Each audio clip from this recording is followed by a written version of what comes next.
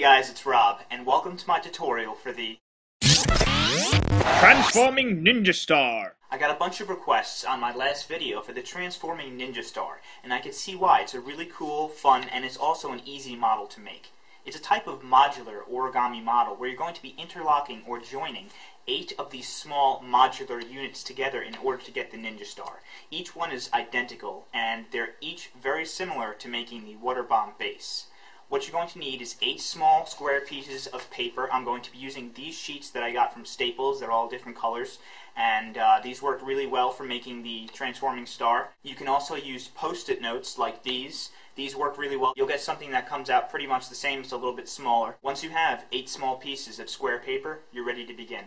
To get your transforming Ninja Star so that it has alternating colors like mine does, you're going to want to use 4 sheets of one color and 4 sheets of another color. It doesn't really matter. I just like the way it looks, but you can use one color if you want. As I said, it's very similar to making the water bomb base. I'm going to go through with you how to make 2 of them, and then I'll also show you real quick how to do it with the post-it notes. Grab one of the sheets, and we're going to basically make it like a water bomb base. So you're going to take one corner and fold it across to the other corner. Make a crease, and you can run your fingernail against it because it doesn't matter if you are neat, it helps it out a little bit. So now that we have a diagonal fold going this way, we're going to take the other corner and fold it to the opposite corner and make another crease. So now if you open up the paper, you should have an X in it, and then we're going to take one edge of the paper and fold it across to the other edge.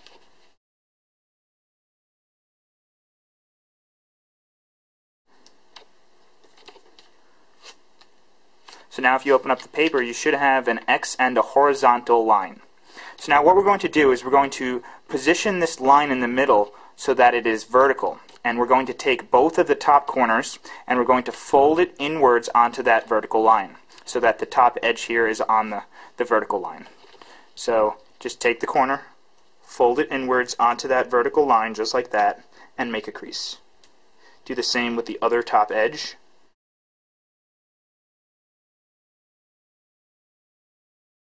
So you should have something that looks just like this. Now what we're going to do is we're going to fold the paper in half like this. And now you have this other corner of the paper. And what you're going to do is, if you remember the water bomb base, we're going to basically tuck this corner in just like that. So just take the other end here, the edge, and you're going to tuck it inwards to the bottom just like that. And now you have these 2 flaps on the right side. Tuck it in and then make a crease. So that's basically how you make each of the modular units. It's very simple. So I'm going to do it real quick with the blue one now. Same thing. Fold it corner to corner. Opposite corner to opposite corner. Same thing. Fold one edge to the opposite edge. Then open it up. Hold that center line here vertically, and then just fold the top corners into that line, just like that. Then fold the model in half like this, and then you're going to tuck this other corner on the right side in towards the center. Tuck it all the way in, and then close these 2 flaps that you now have and make a crease. And that's how you make the modular units. So you should be able to make the remaining 6. So what I do with the post-it note is I peel it off and I've marked where it's sticky, and you're going to hold that sticky edge on the back. Then you're going to do the 2 diagonal folds just like that. And now when you're going to make the edge-to-edge fold, I like to cut this sticky edge in half by holding it vertically on the back like this. Then you fold the top edge down to the bottom edge, and I'll show you why I do that. It's because once you have made this fold and you're going to fold the edges in, you're going to fold them in on the sticky edge so that the 2 top corners get stuck to the paper. Just like that, you see? Fold the corners in. Fold it in half. And now the same thing, just tuck this corner in here, and there you go. Interlocking the first 7 units is pretty much the same exact thing. It's really not that difficult. It's the last piece that might be a little tricky, so I'll focus mainly on how to connect the last piece. What you're going to want to do is to first set them up. If you're using alternating colors, you're going to want to take 2 different color units, and you're going to basically hold them like we just finished creating them. So you want these 2 flaps on the right, and you want the 2 corners which you folded in to be on the left side, just like this.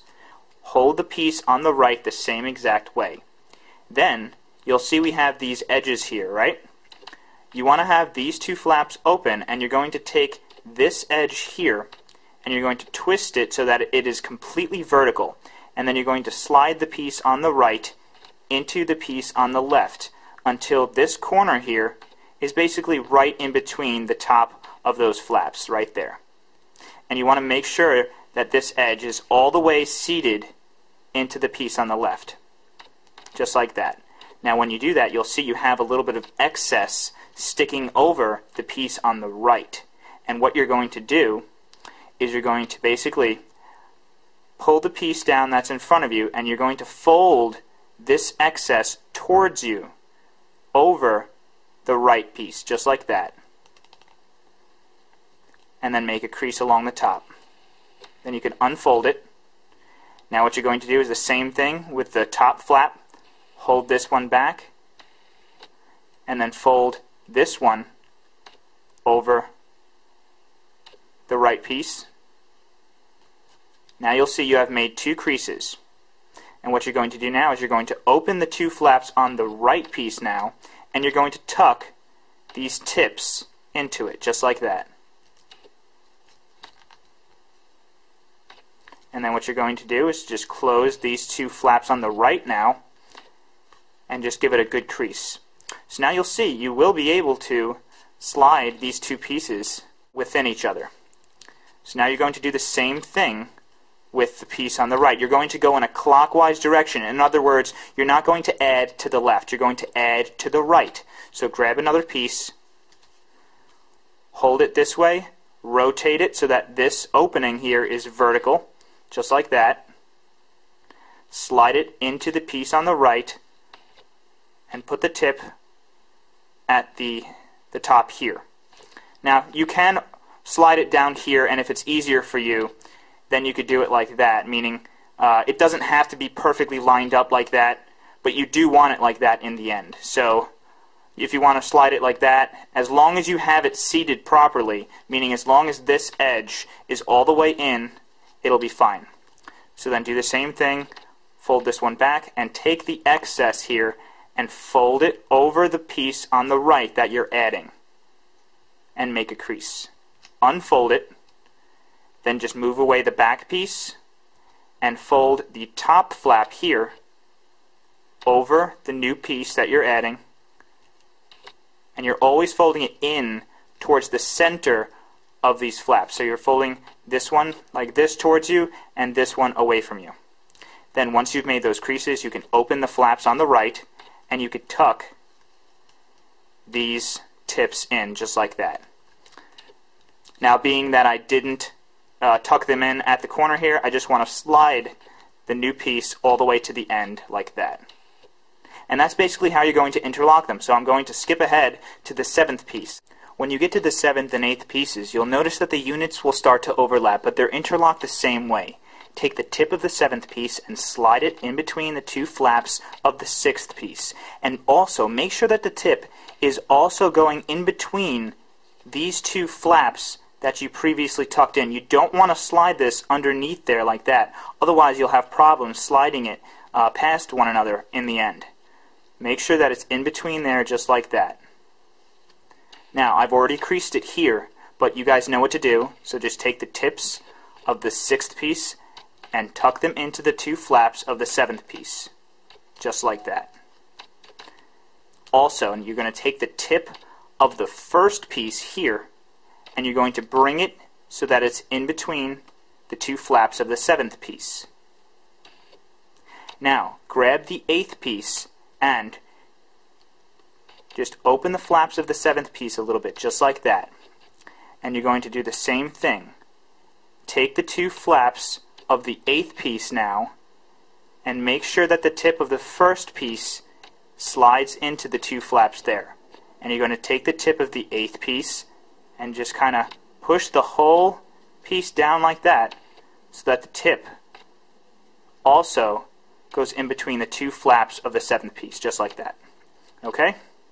So now it should be in there. Make sure that the tips are properly in between the two flaps like this. And then all you're going to do is also interlock these tips here. So you guys know how to make these creases. Fold that back. Take the back one, fold it towards you.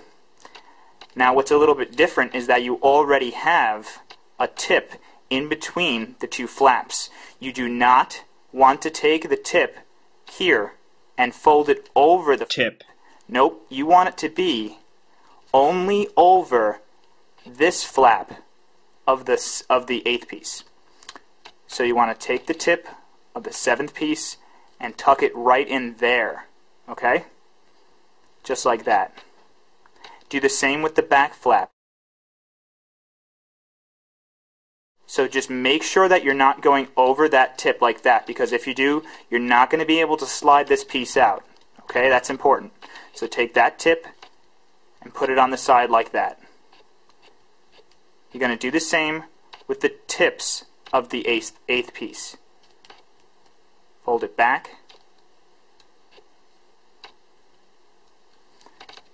And then what you're going to do, you're just going to have to open these two flaps here on the first piece, and you're going to tuck it in there on the side.